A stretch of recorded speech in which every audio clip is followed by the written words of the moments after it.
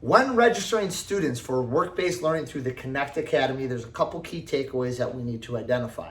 The first thing we need to identify is which career cluster the students are going to be in. We have 16 career clusters, and identifying the career cluster is going to help us track our data for the experiences that they're going to do. Well, if a student is working in the health science industry, they would be in the health science career cluster, and then the next step would be identify which pathway students are in.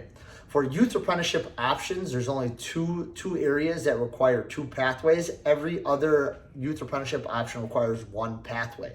The two that require two options is in hospitality, hotel, tourism management, as well as transportation distribution if students are working in supply chain and inventory management.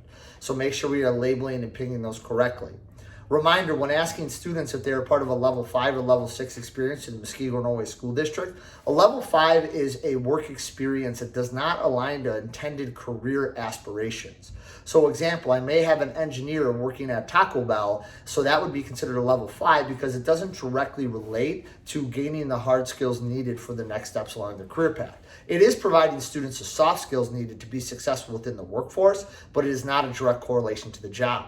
If students are working at a job that directly correlates to their future career interests, such as a future nurse working as a CNA, that'd be a level 6 in our work-based learning experiences.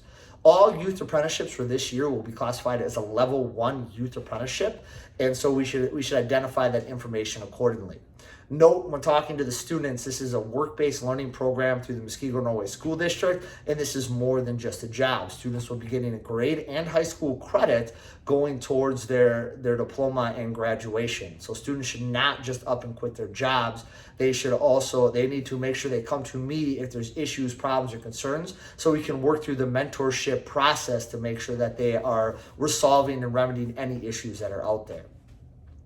If students have questions, concerns, or comments, they should reach out to me immediately. And then also note that during the registration process, we have our Qualtrics survey system that students must complete. Once completed, parent or guardians will need to complete, employer will need to complete.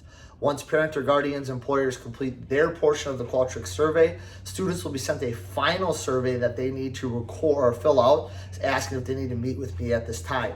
Make sure students do this or they will not get the time tracking sheets to record their hours every week that will be sent out on Monday once the process is done. Also to note, those final surveys are automatically sent out every Monday.